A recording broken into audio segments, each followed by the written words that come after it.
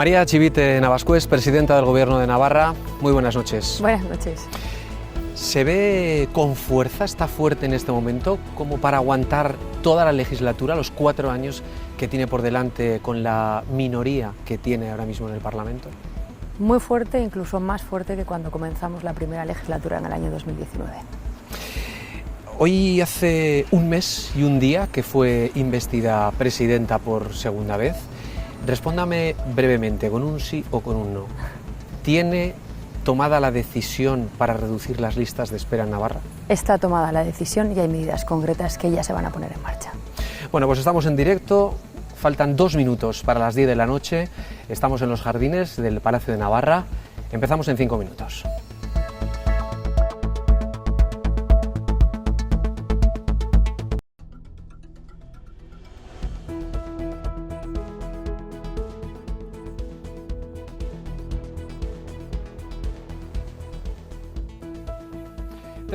Pasan de las 10 de la noche, estamos en directo en el Palacio de Navarra en este programa especial informativo donde nos acompaña la presidenta del Gobierno de Navarra, María Chivite Navascués. Bienvenida de nuevo, buenas noches de nuevo a Buenas Gabón. noches. La salud es lo que más nos preocupa a todos. Yo creo que es la máxima preocupación que tenemos y encima de la mesa hay 66.000 pacientes esperando una primera consulta médica en Navarra. ¿Cómo va a reducir las listas de espera? ¿Esto es cuestión de dinero? ¿Es cuestión de más OPEs, de más oferta pública, de más peonadas? ¿Es cuestión de hacer más derivaciones a la sanidad privada? Bueno, yo quiero decir claramente que en estos 6 primeros meses de legislatura se van a reducir de manera considerable las listas de espera. Ya se está trabajando en el plan de reducción de listas de espera, hay una dotación presupuestaria de 3 millones de euros. No es cuestión de que detalle todas las medidas, pero sí expondré al menos 2 de ellas. Como digo, hay 3 millones de euros de dotación para derivar primeras consultas o incluso revisiones, cuestiones quizás de menor complejidad para poder liberar a nuestros profesionales sanitarios para cuestiones más complejas, como puede ser la cirugía. Y otra de las medidas es establecer un nuevo control de agendas de los profesionales sanitarios para priorizar aquellas agendas que están más ocupadas, que puedan tener horas extraordinarias para su trabajo y conseguir así reducir la lista de espera. Como digo, doy solo 2 medidas, pero es un plan que es complejo.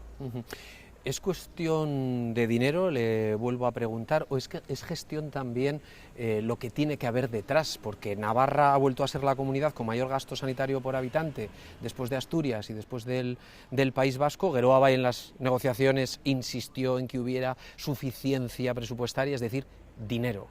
Bueno, yo creo que no es una única cuestión presupuestaria, no es una única cuestión de gestión, yo creo que son la suma de numerosos factores, pero yo sí que quiero poner aquí algo en contexto. Se hizo una encuesta al final de la legislatura que se preguntó a casi 20.000 usuarios directos de nuestro sistema sanitario, a casi 20.000 navarros y navarras, de cómo valoraban la atención recibida por nuestro sistema sanitario. Y le dieron una nota de un 8,5. La Federación de Asociaciones en Defensa de la Sanidad Pública califica al sistema sanitario navarro como el mejor de España. Y luego también hemos hecho una inversión de casi 30 millones de euros en nuevas tecnologías, en nuevos aparatos. Por lo tanto, el reto que tenemos es transformar nuestra sanidad, adaptándola a las nuevas necesidades, también a los nuevos requerimientos tecnológicos. Tenemos que ajustar algunas cosas en materia de gestión y también en determinados momentos puntuales utilizar también esas derivaciones y por lo tanto una mayor dotación presupuestaria. Claro, pero decir que es el mejor sistema sanitario con una sociedad, vivimos en Navarra 660.000, 670.000 personas, hay 66.000 en listas de espera, es el 10% de la población. De hecho, la Ley de Garantías de Espera no habla tanto del número de personas, sino del tiempo que esperan esas personas, porque esas personas tienen que esperar un tiempo razonable, no un tiempo excesivo. Por lo tanto, no me preocupa tanto, que también, el número de personas como la cantidad de tiempo que esperan esas personas. Porque si en un mes somos capaces de absorber más, o sea, trabajar más, hacer más trabajo y reducir más las listas de espera en una cuestión de tiempo, creo que eso es lo importante. ¿Esto lo tenía usted ya en mente? Porque usted lleva 4 años siendo presidenta del Gobierno de Navarra y se le ha ido acumulando la lista de espera a usted. Usted ya estaba ahí. Es verdad que hace 8 años criticó duramente al que hoy vuelve a ser consejero de Salud, a Fernando Domínguez. Usted le criticó cuando él era consejero con Uxue Barcos y usted estaba en la oposición. Hoy es su compañero en el equipo de gobierno. Y seré tan exigente con él como lo fui cuando yo estaba en la oposición. Quiero una buena gestión sanitaria. Es verdad que cuando hablamos de la negociación para conformar este gobierno, hablamos y todos los grupos estuvimos de acuerdo en priorizar nuestro sistema sanitario público. Creo que hay un amplio consenso en cuáles son las prioridades que tenemos que hacer en nuestro sistema sanitario público, la Ley Foral de Salud, la reforma de la atención primaria y sobre todo abordar el tema de las listas de espera, y vamos a caminar juntos en eso. Por lo tanto, voy a ser igual de exigente con el actual consejero, Fernando Domínguez, como lo fui también cuando estuve en la oposición.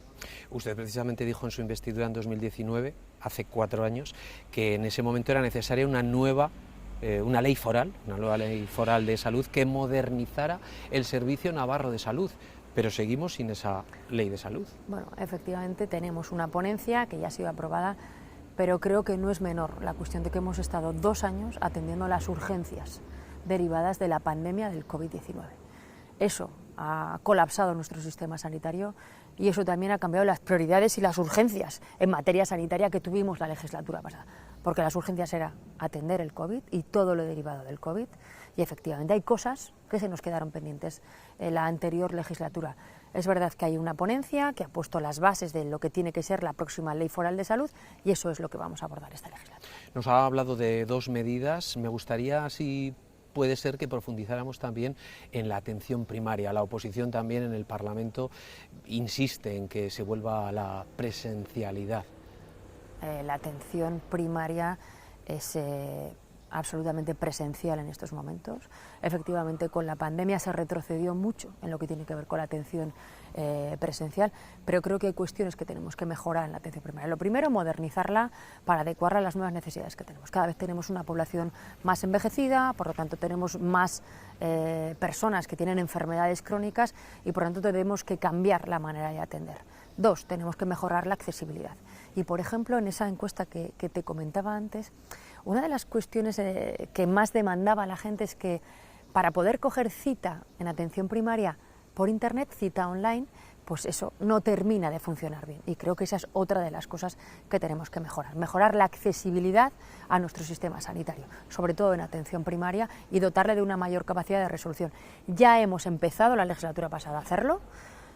Dotarle de mayor capacidad de resolución es que hay profesionales de salud mental atendiendo en nuestros centros de salud, en nuestros centros de atención primaria, que hemos incorporado también fisioterapia para algunas cuestiones en nuestros centros de salud y que también hemos incorporado pequeños aparatos para hacer pequeñas cuestiones de cirugía menor. Por lo tanto, ya le estamos dotando de mayor capacidad de resolución, tenemos que seguir en esa línea y, como digo, mejorar la accesibilidad a nuestra atención primaria. ¿Tiene una fecha en su agenda para empezar a ver resultados? Bueno, como digo, en estos 6 primeros meses de legislatura vamos a ver unos resultados de mejora claramente en lo que tiene que ver con los tiempos de espera de las personas. Los médicos, después de una huelga, después de hacer un análisis, diálogo también parlamentario, hubo un acuerdo parlamentario, pasaron a cobrar 400 euros más al mes y se extendió también un compromiso de atender como máximo a 32 pacientes al día. ¿Esto ha servido para algo? Bueno, yo creo que lo que ha servido es para mejorar la calidad de la atención, ha servido también para que los profesionales puedan dedicar tiempo a la atención a los pacientes, que hay algunos pacientes que efectivamente requieren de más tiempo, pero como digo, esto es un inicio de lo que tiene que ser una verdadera reforma de la atención primaria. Incluso, bueno, pues dotándole de mayores competencias a la enfermería, como por ejemplo han estado haciendo y siguen haciendo con el tema del niño sano y las revisiones. Creo que la enfermería tiene capacidad para tener más competencias dentro de su ámbito de actuación y repartir mejor las cargas de trabajo entre todos los profesionales que trabajan en nuestro sistema de atención primaria. Usted repite como presidenta de nuevo con un gobierno en minoría, algo menos de fuerza en el Parlamento, 2 escaños menos, que fue los que perdió precisamente Gero Abay, y obtuvo a mayores EH Bildu, que se abstuvo en su investidura. ¿Qué pensó usted cuando Bildu dijo aquel día que venían a Segar? Bueno, yo digo que tendremos que ir entendiéndonos. más allá de las expresiones que cada uno puede hacer en determinados discursos, a mí lo que me interesa es el día a día y que como gobierno podamos sacar todas aquellas iniciativas legislativas o todas aquellas reformas necesarias adelante. Y por lo tanto, bueno, pues espero encontrarme en la oposición esa voluntad de diálogo para sacar esas iniciativas adelante. ¿Hasta dónde está dispuesta usted a llegar pactando con Bildu? Bueno, creo que de momento han pactado 4 presupuestos. ¿Está convencida de que va a sacar el quinto? Bueno, todo es en función de contenidos, siempre lo he dicho así. Vamos a ver, nosotros tenemos claro que queremos fortalecer nuestros servicios públicos, que queremos ayudar a nuestra industria a hacer las grandes transformaciones, que tenemos que abordar temas de educación, que tenemos que abordar temas como por ejemplo la gratuidad del 03, que tienen que tener un reflejo presupuestario. Veremos en qué disposición están los grupos. También tengo que decir, mientras las reivindicaciones que Bildu nos ha venido haciendo tengan más que ver con carácter social, de servicios públicos y de derechos de ciudadanía, podremos entenderlos. En otras cuestiones, pues evidentemente no. ¿De qué no va a hablar nunca con Bildu? Bueno, podemos hablar de muchas cosas. Una cosa es hablar y otra cosa es acordar. Por ejemplo, bueno, pues la reivindicación histórica de la oficialidad, por ejemplo, del euskera en toda Navarra. Ahí, pues evidentemente no nos vamos a poner de acuerdo. ¿Hasta dónde va a llegar precisamente con el euskera, ya que lo avanza en la entrevista? Bueno, pues yo creo que se han hecho grandes avances. Porque Geroa Bai también va a insistir en lo mismo. Y ustedes también han permitido que Euskara Bidea, que es el Instituto Navarro del Vascuence, se le dote de un gran presupuesto para poder llevar a cabo todas las acciones que tienen previstas. Yo soy de las que pienso siempre en la parte positiva de las cosas, porque hemos avanzado mucho a lo largo de esta legislatura que ya terminó en materia de euskera. Es que hemos duplicado el presupuesto para que la gente que quiera pueda aprender, pueda estudiar, pueda comunicarse en euskera y también en la ayuda que damos también a los medios de comunicación para fomentar el uso del euskera. Por tanto, creo que ahí ha habido una apuesta innegable por parte del Gobierno. Claramente nos vamos a tener a lo acordado, que es garantizar que toda aquella persona que quiera estudiar en euskera lo pueda hacer, pero siempre bajo el principio de la voluntariedad y siempre desde el respeto a la realidad sociolingüística de nuestra comunidad. Y eso es el marco del acordado. Efectivamente, hay partidos políticos que forman parte también del Gobierno, que tienen reivindicaciones en cuanto al euskera que van mucho más allá de lo acordado. Bueno, ahí está el ámbito parlamentario para que se puedan debatir y discutir esas cuestiones, pero no es lo que está acordado en el marco del camino que vamos a tener en cuanto al euskera en esta legislatura. Sí que creo que hay un reto importante en el que todos los partidos políticos hemos estado de acuerdo y es la despolitización del euskera, ¿no?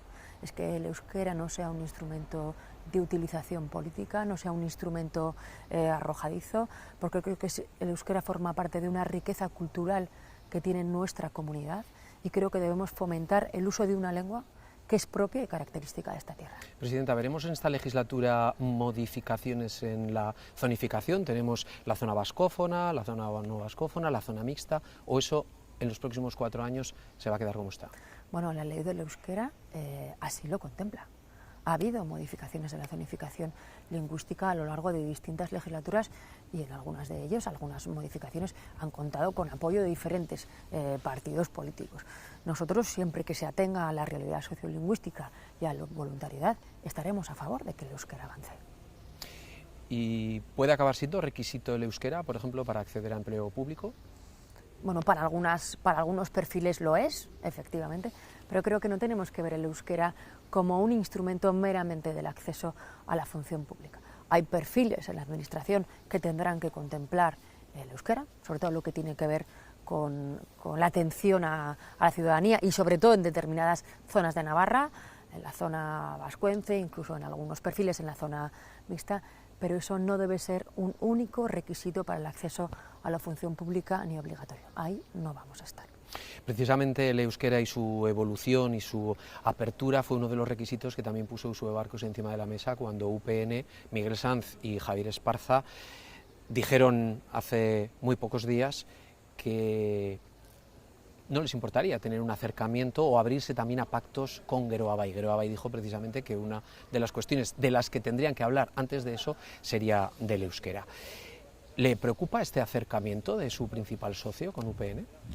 Yo desde luego todo lo que sea diálogo y reconocimiento de la diversidad y la pluralidad de Navarra creo que es un paso positivo.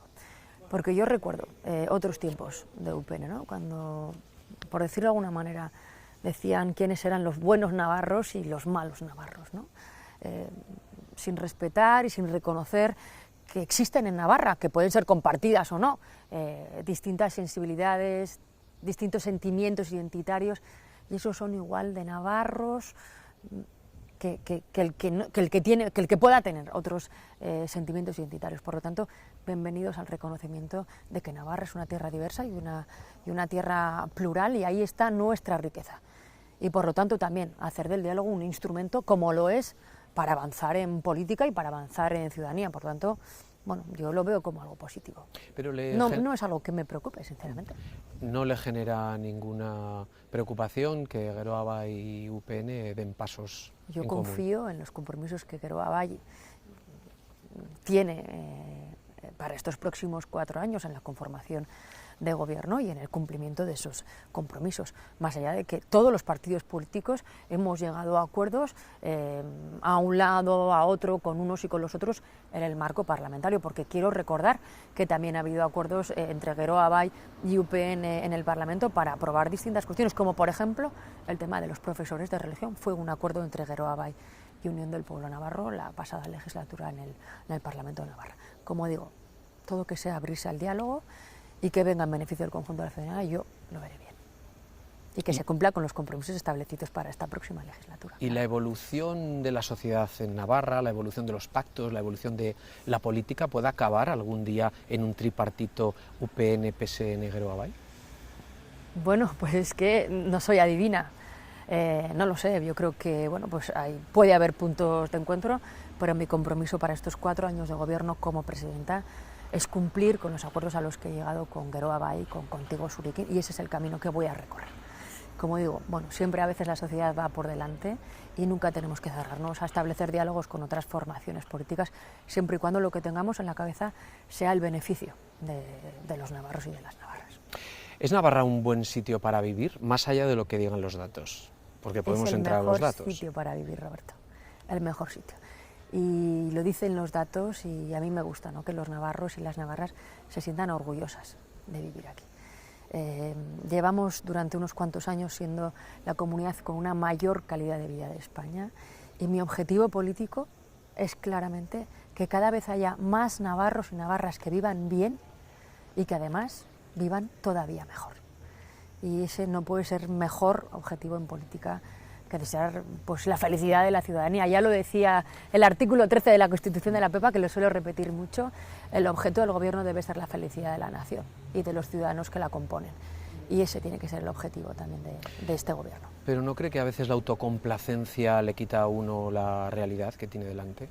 Hay que partir siempre de la realidad, y la realidad es que Navarra es la comunidad con mayor calidad de vida de España, pero siempre digo que tenemos que ser ambiciosos, porque la complacencia, la inercia, creo que no son buenos compañeros de viaje, y tenemos que ser siempre ambiciosos, porque para ser la comunidad con mayor calidad de vida de España tenemos que afrontar unas cuantas transformaciones importantes que nos vienen ahora y hacerlas bien para seguir siéndolo. Por lo tanto, tenemos que ser ambiciosos en esas transformaciones. Vamos a hablar del empleo. Estar por debajo del 8% es la cifra en la que el Gobierno ha fijado ahora el objetivo de pleno empleo. ¿Usted cree que lo va a conseguir en esta legislatura? Bueno, yo creo que tenemos incertidumbres en lo que es el marco europeo y de la geopolítica. Creo que tenemos muchos retos por avanzar, como tiene que ser toda la transformación de la industria. Esto es un objetivo también prioritario del Gobierno. Yo creo que tenemos que ser ambiciosos en materia de empleo, y creo recordar que pudimos estar en los mejores años en unas 27.000 personas en situación de desempleo, y creo que es posible que tengamos los mejores datos históricos de empleo. Es que hablamos de la calidad de vida que hay en Navarra, y la calidad de vida, una de las bases es tener empleo. Trabajo, y un trabajo de calidad, duradero, etc. Según la EPA, en 2005, Navarra era la comunidad que tenía la menor tasa de paro de todo el país. Estamos hablando de un 5,12. Según la EPA de 2023, de julio, de hace apenas 2 meses, Navarra ha pasado a la 7ª posición. Baleares es ahora mismo la comunidad que menor tasa de paro tiene. Estamos hablando de ver a una Navarra en el puesto 1 a ver una Navarra en el 7º puesto. Bueno, la EPA, como digo, es una encuesta y yo me refiero a datos objetivos de cuántas personas contadas tenemos en situación de desempleo. Y bueno, también hay que ver cómo es el empleo en otras comunidades y evidentemente en Baleares hay un componente estacional por el tema del turismo muy claro. En todo caso, tenemos que ser ambiciosos y seguir mejorando nuestras tasas de empleo, pero sobre todo generando empleo de calidad y sobre todo determinando cuáles son los sectores que más dificultades tienen para acceder al empleo, para hacer unos buenos planes de empleo, pero sobre todo unos buenos itinerarios de inserción laboral, porque ahí está el éxito. Hacer unos buenos itinerarios, sobre todo para personas jóvenes, para mujeres y para personas que se encuentran en situación de vulnerabilidad o cobrando algún tipo de prestación como la renta garantizada. Ya tenemos a un 30% de las personas en renta garantizada que compatibilizan empleo con ayuda social. Por lo tanto, creo que ese es el camino en el que tenemos que seguir trabajando. Es verdad que Baleares es la primera, pero las comunidades que nos rodean están mejor que nosotros también. Estamos hablando de Euskadi, estamos hablando de La Rioja, estamos hablando de Aragón. Como digo, tenemos que ser ambiciosos en materia de empleo, pero sobre todo generando empleo de calidad. ¿Podemos fijarnos algo más en el País Vasco o no nos interesa? Bueno, entiendo que para algunas cosas nos podemos fijar en el País Vasco y para otras cosas nos podemos mirar en otras comunidades. Yo creo que no tenemos que cerrarnos en que todo lo hacemos bien y que somos estupendos y maravillosos, porque no es así. Pero desde luego yo creo que hay que ser más ambiciosos y mirar también qué es lo que están haciendo otras regiones europeas que tienen bastante similitud con Navarra, como por ejemplo lo que tiene que ver el peso industrial en su economía. Vamos a hablar de impuestos, vamos a ver qué va a pasar, por ejemplo, en materia de IRPF. En breve empezarán a negociar los presupuestos del año que viene. ¿Dónde van a empezar a negociar? Bueno, pues yo creo que es pronto todavía para hablar de presupuesto. Lo que está claro y establecido en el acuerdo de gobierno es que tenemos que tener una fiscalidad progresiva, una fiscalidad justa, que sea capaz de repartir la riqueza, que nos ayude a combatir la desigualdad social y que a la vez ayude a nuestras empresas a que sean competitivas. Pero no competitivas porque paguen bajos impuestos o porque paguen bajos salarios, que sean competitivas porque puedan tener desgravaciones fiscales porque inviertan, porque puedan tener desgravaciones fiscales porque se digitalicen, porque sean sostenibles, porque la competitividad de las empresas se va a jugar en ese plan, en la sostenibilidad y en la digitalización y sobre todo en talento. Y por cierto, Navarra es una de las comunidades, la segunda comunidad con mayor capacidad de atracción y retención del talento, la que tiene a su población mejor formada, y esto se paga con impuestos. ¿Y la gran mayoría de los navarros y navarras van a pagar más o menos impuestos? Pues ya veremos cuando afrontemos el debate presupuestario.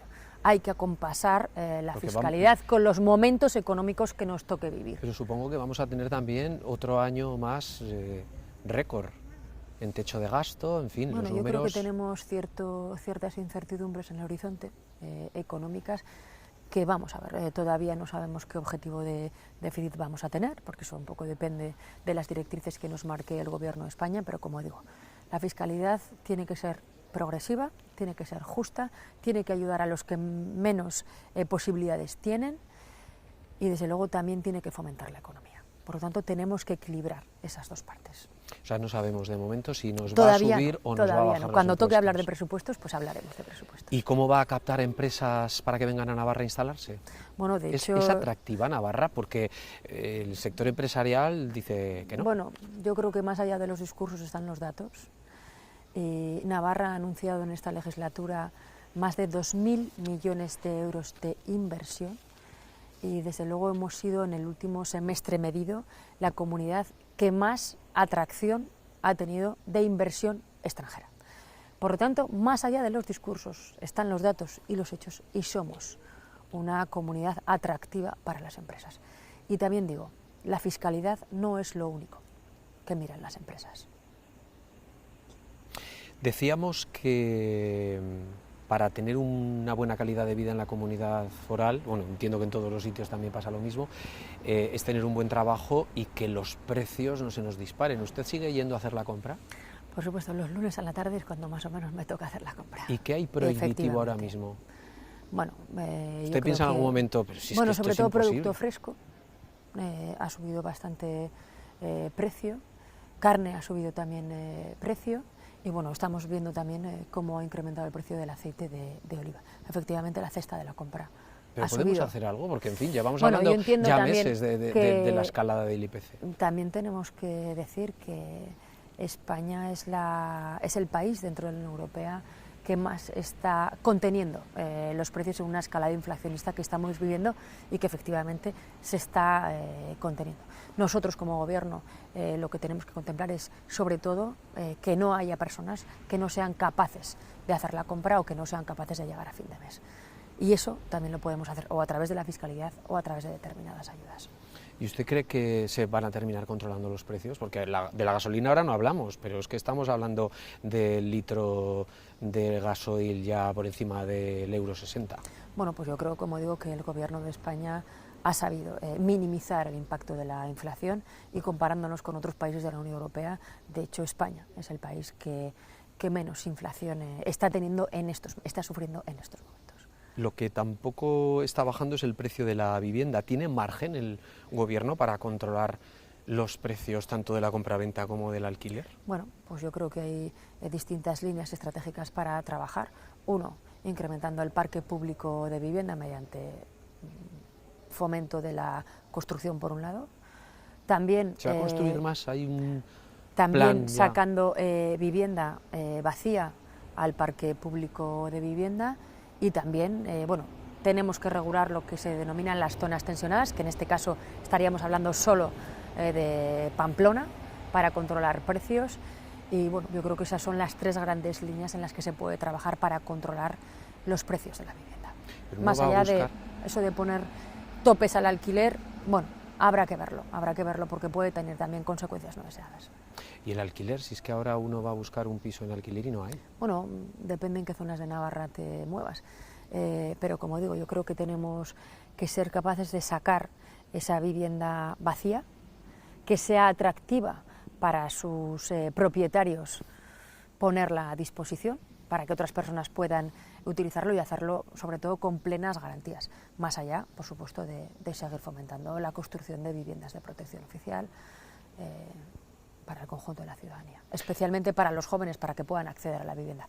Y luego también damos ayudas a los jóvenes, como el Plan Emancipa, que en la legislatura pasada fuimos capaces de llegar a 5.000 jóvenes navarros y tendremos que seguir, bueno, pues implementando ese tipo de ayudas para que puedan encontrar un alquiler asequible. Usted es la presidenta del Gobierno. Usted puede tomar decisiones que nos afecten a nuestros bolsillos, a nuestro futuro, a hacernos la vida mejor o a hacernos la vida más complicada. ¿Usted se cree esto que también dice la Constitución de garantizar una vivienda digna para todo el mundo? Bueno, yo creo que eso es un artículo contemplado en la Constitución que hasta ahora creo que no se había desarrollado como un derecho, sino más bien como únicamente, aunque también lo sea, como un sector económico. Creo que el Gobierno de España se ha empeñado en desarrollar este artículo de la Constitución como un derecho ciudadano y el Gobierno de Navarra está perfectamente alineado en garantizar que la vivienda sea un derecho para el conjunto de la ciudadanía. Efectivamente, con esas tres medidas que te he dicho como las principales, es en la línea que queremos trabajar. Dotar a todo el mundo de una vivienda y que sea una vivienda digna, sin abusos y controlando el mercado, en la medida en la que podamos. Claro, ¿Por qué cuestiona, o me ha dado la sensación de que cuestionaba un poco lo de topar los precios del alquiler? No, bueno, yo creo que es un tema que lo tenemos que mirar bien, no vaya a tener un efecto no deseado, porque cuando se puede dar un efecto perverso cuando tú topas los precios del alquiler, puede dejar de ser atractivo y que pueda conllevar pues, que la gente no esté dispuesta a sacar su vivienda a alquilar, ¿no? Digo, como todo tiene que haber un equilibrio entre las cosas. Creo que tiene que ser atractivo para los propietarios, para las propietarias que tienen viviendas vacías, sacarlas al mercado. Yo creo que les tenemos que garantizar una seguridad en el alquiler y también bueno, pues que les resulte atractivo, ¿no? ¿Qué planteamiento tiene Navarra en cuanto al recurso al Constitucional de la Ley de Vivienda? De momento Madrid, Euskadi, Andalucía y Baleares han recurrido. Bueno, yo creo que las disposiciones adicionales que se incorporaron en el último momento en la Ley de Vivienda ponen claramente, lo que dicen claramente es que sin entrar en las competencias que tengan las comunidades. Por tanto, nosotros entendemos que respeta las competencias de la comunidad. Pero también, bueno, creo que lo dijo la vicepresidenta el otro día en su comparecencia parlamentaria. Más allá de que tenemos que hacer valer nuestras competencias, y creo que la ley estatal las contempla, lo que la ciudadanía quiere es tener acceso a una vivienda, independientemente de una ley o de otra ley. Son ustedes y está en sus manos. Pues efectivamente, esa es la línea en la que vamos a trabajar. Sacando también un parque público de alquiler, es evidente que tienen que bajar los precios de alguna manera. Bueno, pues eso es lo que intentamos conseguir. Y también con ayudas directas al alquiler, a los jóvenes especialmente. ¿Cuál es para usted la Navarra de 2030? Pues la Navarra no queda sostenible. mucho. La Navarra sostenible. El compromiso del Gobierno de Navarra con la Agenda 2030 es un compromiso claro y, de hecho, en la última evaluación que se hizo, Navarra es la comunidad que más avanzada va en los cumplimientos, en el cumplimiento de los objetivos de desarrollo sostenible. Yo quiero que Navarra sea la mejor comunidad para vivir, lo he dicho antes, que cada vez haya más gente en Navarra que viva bien y que la gente que viva bien cada vez viva mejor. ¿Tiene usted un gran proyecto para los próximos 4 años? Bueno, yo creo que tenemos muchos proyectos en marcha con el objetivo... Algo que cuando usted termine, cuando usted deje la presidencia del Gobierno de Navarra, diga, este fue mi gran proyecto, lo tuve en mente desde el principio y hemos conseguido sacarlo adelante. ¿Tiene algo que a usted le emocione, que diga, bueno, es que me lo creo y además lo voy a sacar adelante? Bueno, pues una Navarra cohesionada. Una Navarra cohesionada. Y lo digo igualitaria, y lo digo en todos los términos en los que se pueda entender la palabra igualdad. Igualdad en términos sociales, de que no haya desigualdad, tanta desigualdad entre los que más tienen y los que menos tienen. Igualdad, claro, entre hombres y mujeres, ahora que se está incluso poniendo en cuestión el avance de las mujeres. Igualdad también en términos territoriales, que no haya tanto desequilibrio entre el desarrollo de unas zonas de Navarra y otras zonas de Navarra. El objetivo prioritario para mí es tener una Navarra igualitaria y, por lo tanto, más cohesionada social y territorialmente. Y eso no se construye solo en una legislatura, incluso tampoco solo en 2. Esto tiene que ser un proyecto muy ambicioso y un proyecto de futuro. Vamos a hablar de algunos de esos proyectos que puedan consolidar la comunidad y que también puedan generar más empleo o atraer más actividad de fuera. ¿Le preocupa el futuro de Volkswagen? Llevamos más de un año, año y medio hablando de Volkswagen, de la fábrica de baterías, de la electrificación de la planta. En la calle se habla un poco de todo. ¿Quién dice la verdad? ¿Quién no? ¿Quién apoya? ¿De quién depende? ¿Puede hacer algo más el Gobierno de Navarra? A mí el futuro de Volkswagen me ocupa. Y me ocupa mucho. ¿Eso qué quiere decir? Que trabajo por el futuro de Volkswagen, porque este Gobierno trabaja por el futuro de Volkswagen. Y yo, sinceramente, no termino de entender cómo la mejor noticia de inversión que haya tenido esta comunidad, porque estamos hablando de una inversión histórica, la más grande de la comunidad, de 1.024 millones de euros que va a invertir Volkswagen en Navarra, que de hecho ya ha empezado a hacerlo, se haya tenido la habilidad de darle la vuelta para decir que es una mala noticia. Es una magnífica noticia para el empleo en nuestra comunidad y para el futuro de nuestra comunidad. Estamos hablando de que Volkswagen ha decidido que va a electrificar, que va a fabricar vehículos eléctricos aquí. Pues me pongo por caso nuestra comunidad vecina de Castilla y León, que también tiene plantas automovilísticas en las que no hay futuro, porque no se van a fabricar vehículos eléctricos de otras marcas, estoy hablando de otras marcas. Por tanto, hay futuro.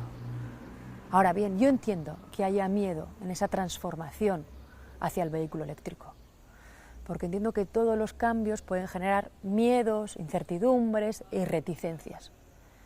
Pero ahí está el Gobierno para aportar certidumbres. Va a haber una inversión, va a haber fabricación de 2 vehículos eléctricos para Navarra y se va a garantizar el empleo en la planta de Volkswagen. Y ahí está el gobierno ayudándoles en esa inversión. Y diré más, no solo me preocupa Volkswagen, y me ocupa también todo el parque de proveedores. Porque llevamos ya varios meses cerrando los nuevos proveedores, los que van a ser proveedores de estos nuevos vehículos eléctricos que va a fabricar Volkswagen. Porque en estos momentos cerca del 60% de los proveedores de Volkswagen los tenemos localizados aquí, mayoritariamente en la comarca de Pamplona. Yo quiero que sigamos teniendo un magnífico parque de proveedores aquí. Y esa es la otra cosa que también me ocupa. Sé, de manera formal e informal, que ya se están cerrando contratos y que el tema con el parque de proveedores va a quedar razonablemente bien. Ahora bien, habrá empresas que tengan que pensar en nuevos proyectos industriales.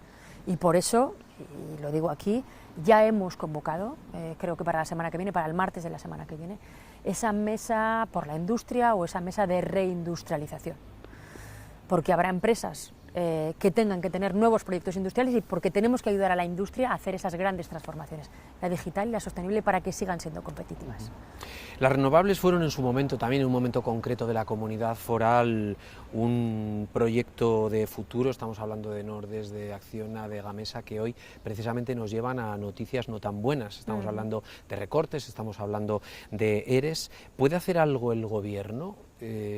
¿Se les puede acompañar? ¿Se puede salvar de alguna manera el ecosistema que tenemos aquí? Bueno, yo creo que tenemos un magnífico sistema en materia de energías renovables y seguimos avanzando, porque ahora tenemos proyectos de reciclaje de palas, porque avanzamos en la economía circular en torno a las energías renovables. Pero sí es verdad que atendemos con especial preocupación el devenir de Gamesa. Y por lo tanto estamos pues muy atentos, hablando con la dirección, hablando con el comité de qué decisiones se van a tomar en torno a Gamesa. Tengo que decir que tenemos una posición de fortaleza en Navarra, porque el talento lo tenemos aquí, porque tenemos todo lo que tiene que ver con la I+D lo tenemos aquí en Navarra, y eso difícilmente es deslocalizable. Sobre todo porque digo, por el talento que tenemos, por todo el plantel de personas con perfil ingeniería que están trabajando ahí, que no son fáciles de encontrar. Eso es una ventaja. Pero como digo, el gobierno está muy atento a las decisiones que pueda tomar, estamos siguiendo las noticias y con una relación directa con la empresa. Pero digo, estos son decisiones, como digo, empresariales que van más allá, pero creo que el gobierno de Navarra pues puede condicionar algunas de las decisiones. Y digo algunas de las decisiones. ¿Qué le preocupa de Gamesa? Bueno, pues ciertas noticias que vamos viendo, ¿no? Del agujero económico, de las cifras que va dando de pérdidas de Gamesa. A mí me preocupan los empleos de Gamesa en nuestra comunidad. Y no solo los directos, sino todo lo que Gamesa contrata en Navarra a otras empresas proveedoras de Gamesa. Por lo tanto, sigo las noticias con especial interés. El consejero Irujo sé que tiene una relación directa con Gamesa, no solo con los directivos de aquí, sino con los directivos a nivel nacional. También hemos tenido reuniones con el Ministerio, concretamente con Teresa Rivera, para seguir el día a día de Gamesa. Bueno, pues lo que fue ese anuncio de recortes no se ha traducido por ahora en Navarra, porque sigue habiendo contrataciones, pero sí que las noticias las sigo con cierta preocupación. ¿Llegará a ser el sector agroalimentario de Navarra uno de los más potentes? Ya lo es, sin duda. Es uno de los sectores industriales más potentes de nuestra comunidad y que, por cierto, está haciendo muy bien la tarea de esa transformación digital y sostenible. Metidos en proyectos de economía circular, metidos en proyectos de innovación con nuevas semillas, con nuevos alimentos, con nuevas maneras de producir. Ahora, pues ese proyecto que se presentaba, el Spain Food Valley, el gobierno de España, a través del PERTE agroalimentario, le ha concedido, creo que eran 12 millones de euros, y yo creo que, como digo, el sector agroalimentario de Navarra va a ser puntero en España. Esperando generar muchos empleos en la comunidad, porque es verdad que lo que empezó siendo el Ebro Food Valley ahora se ha convertido en el Spain. Bueno, es verdad que pero el eje del Ebro al final es el que lo va a liderar. Es que, claro, teniendo en Navarra el Centro Nacional de Tecnología Agroalimentaria también ejerce un poco de tractor, ¿no?, de la industria. Es un centro que además, bueno, pues de reconocido prestigio, que, bueno, que trabaja muy bien y que trabaja con empresas no solo navarras, sino de fuera también de Navarra. Creo que ha sido un poco el motor, ¿no?, de que haya habido más empresas que se hayan sumado. Pero como digo, si este proyecto sale bien, que no tengo duda que saldrá bien, el sector agroalimentario de Navarra va a ser punta de lanza del sector agroalimentario nacional. Presidenta, ¿está Navarra bien conectada? Por ejemplo, vamos a hablar del aeropuerto. ¿Habrá vuelos nuevos? ¿Qué se necesita, por ejemplo, para que una compañía low cost como Ryanair se instale en Navarra? ¿Se han planteado abrir, como en otras comunidades, un concurso público para ampliar esa conectividad? Bueno, va a haber nuevos lo tiene vuelos. Vitoria, lo tiene Zaragoza, sí. Lo tiene Burgos.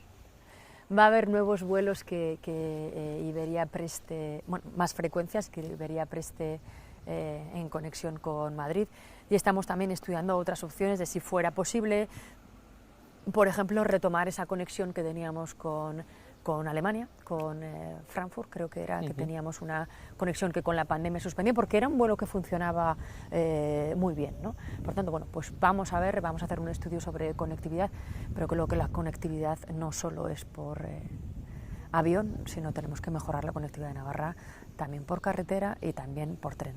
Y esta va a ser la legislatura clave para mejorar la conectividad de Navarra, tanto por carretera como por tren. ¿Qué van a hacer con el tren? Porque si mal no recuerdo, hace 16 años que José Luis Rodríguez Zapatero y Miguel Sanz firmaron un convenio para empezar a construir, en aquel momento diseñar y construir el tren de alta velocidad. Estamos en 2023, han pasado 16 años. Yo estamos le digo igual. A los navarros que antes de que termine la legislatura se podrán montar en el tren de altas prestaciones en esta comunidad. Antes de que termine esta legislatura. No digo que esté completo en su totalidad, pero que vamos a poder conectarnos con el tren y vamos a podernos montar en el tren de altas prestaciones en esta comunidad antes de que termine la legislatura. Esta legislatura pasada ha sido la legislatura de mayor impulso en el tren de altas prestaciones. Tengo que decir que 2 de cada 3 euros que se han invertido en el tren se han hecho en estos 4 años, y tú me hablabas de hace 16 años que esto empezó. Pues en 4 hemos invertido 2 de cada 3 euros que se han puesto en el tren. Y como digo, la próxima legislatura, antes de que finalice la próxima legislatura, los navarros se van a poder montar en el tren de altas prestaciones. Dice que igual no en todo el recorrido. Porque bueno, todavía quedan... Podremos viajar, sí, porque ahora le voy a preguntar si por Ezquio o por Vitoria. Pero bueno, podemos hablar de que hasta Pamplona da por hecho ese tramo. Ese tramo. Vámonos a la Y vasca. ¿Cómo vamos a conectar? ¿Usted lo sabe? Pues todavía no. ¿Y usted qué quiere? Yo no tengo una posición tomada y soy absolutamente sincera. A mí me parece que una inversión que creo que estábamos hablando de en torno a 3.000 millones de euros no puede ser... Creo que tiene que ser una decisión bien tomada, bien argumentada y con todos los estudios técnicos encima de la mesa. Ya lo he dicho, creo que en anteriores ocasiones, el Gobierno de España creo que encargó hacer prospecciones en el Monte Aralar para tomar una decisión sobre el impacto y la seguridad que tendría esa obra si quisiéramos hacer un doble túnel que atravesara el Monte Aralar. Y cuando tengamos todos los estudios técnicos encima de la mesa, se tomarán las decisiones políticas. Y las tendremos que tomar conjuntamente Navarra, País Vasco y el Gobierno central, que es quien financia esta infraestructura. Y como digo, yo no tengo todavía una posición tomada. Creo que hay que ver coste medioambiental, coste presupuestario y también seguridad y también coste temporal de finalizar esta obra que, como bien has dicho tú, ya lleva muchos años de retraso. Hablaba también del acceso por carretera, de esa conectividad también por carretera. La autovía a Madrid. ¿Se atreve también a ponerme fecha? Porque se ha mojado con el tren de alta velocidad. No tengo ninguna duda que la legislatura que viene. De hecho, ya ha habido avances en lo que tiene que ver con la parte, es verdad que no nos corresponde a nosotros como Navarra algunas de las partes, el tramo de Soria ha salido a licitación y claro, nosotros nos encontramos con un proyecto en un cajón, hecho en el año 2010 y como digo que estaba en un cajón y que ese tramo que nos corresponde como Navarra, que ya lo hemos mandado a actualizar para posteriormente sacarlo a licitar. También será la legislatura de la conexión con Madrid, que bueno, pues la autovía de Navarra, no sé, lleva 20 años, pero, lleva 20 años. Bueno, con tramo de autopista, que este es el eterno debate. Bueno, pero lo que digo, creo que la legislatura que viene seremos capaces de conseguir finalizar esa autovía Medinaceli y conexión con Navarra. Bueno, estamos ya en el último tramo de la entrevista. Me gustaría que fuera lo más sintética posible en estas preguntas para llegar hasta el final. Usted ha nombrado consejero de Cohesión Territorial a su tío segundo, a Óscar Chivite. ¿Ha incumplido la ley de incompatibilidades? Para nada. Y también tengo que decir algo claro. Óscar Chivite no está en el gobierno por tener conmigo un en quinto grado de consanguinidad. Está formando parte del gobierno de Navarra por su competencia, que no tengo ninguna duda que la debe demostrar en estos 4 años. Es una persona que viene de la empresa privada. Oye, parece que ahora cuestionamos que la gente venga de la empresa privada, cuando lo que tenemos que hacer como administración es ser capaces de fichar talento, que conoce muy bien uno de los grandes retos que yo le he puesto encima de la mesa, que es el desarrollo de la segunda fase del canal de Navarra. Y está ahí por su conocimiento de la materia y también, por supuesto, por la confianza. Ha sido concejal del Ayuntamiento de Cintorno por el Partido Socialista durante unos cuantos años y, por lo tanto, tiene confianza y competencia. ¿Cree usted que a Pedro Sánchez se le está complicando la investidura? Bueno, Pedro Sánchez nunca lo ha tenido fácil. Y yo solo digo que nos fijemos en su trayectoria. Cada reto que se ha puesto por delante ha sido retos que ha conseguido superar. Y no tengo ninguna duda que siempre, respetando ese marco constitucional que siempre lo dice Pedro, será capaz de liderar la próxima legislatura del Gobierno de España. Pero estamos hablando de una hipotética ley de amnistía porque se necesitan votos para ser presidente. ¿Está justificado que por conseguir que a uno le apoyen para ser presidente del Gobierno de España se pueda sentar, no sé usted a Puigdemont cómo le considera un prófugo, le considera un buen negociador? Yo no me voy a posicionar sobre una supuesta ley de amnistía, que ni está, ni conozco, ni existe. Bueno, la amnistía es el perdón, haya o no haya condena. Ahora bien, voy a hacer una similitud. Platón comparaba la política con el arte de tejer. Y creo que la política es necesaria para tejer convivencia. Creo que ni Cataluña puede emprenderse en un camino sola, ni a España puede permitirse a una Cataluña en continua evolución y sobresalto.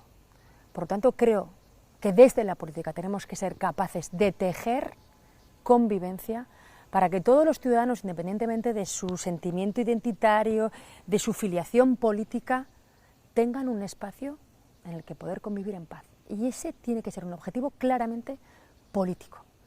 Y creo que en ese empeño ha estado el Gobierno de España, porque efectivamente nadie negará que la tensión política en Cataluña ha disminuido claramente a lo largo de esta legislatura. Y claro, el tema de la convivencia yo lo tengo muy claro también. Para Navarra, una comunidad tan plural y tan diversa y tan rica a la vez como es la nuestra. La política es el arte de tejer convivencia y ese tiene que ser nuestro empeño.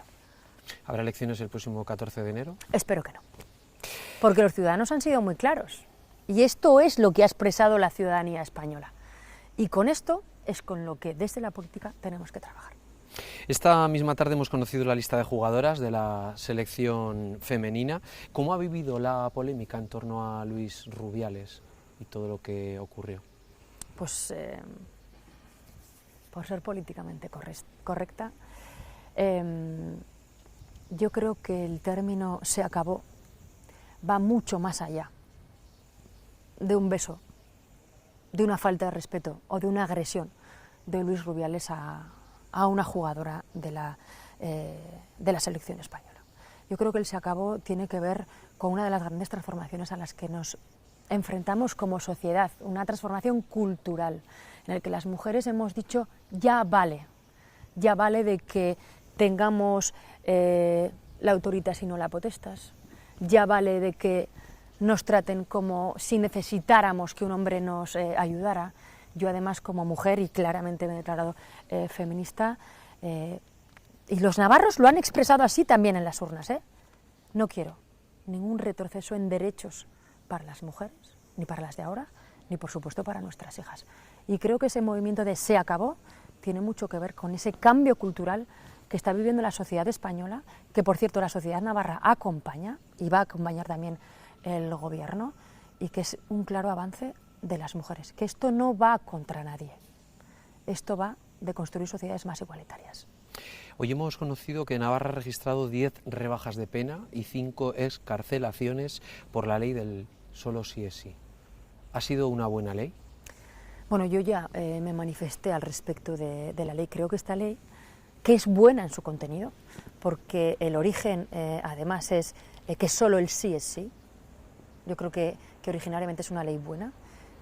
Ha tenido unos efectos no deseados, que yo hice reflexiones públicas a efecto de que se modificara para no tener esos efectos no deseados, y así ha sido. Y como digo, creo que ha sido unos efectos no deseados de la ley, que por cierto, y viendo la última sentencia en el caso de la manada, claramente cabe interpretación, y digo que el Gobierno de Navarra va a recurrir la sentencia de la manada, porque no compartimos lo que se ha trasladado desde los tribunales de nuestra comunidad. María Chivite Navascués, presidenta del Gobierno de Navarra, muchísimas gracias. Gracias. Gracias y buenas noches. Buenas noches, Agón.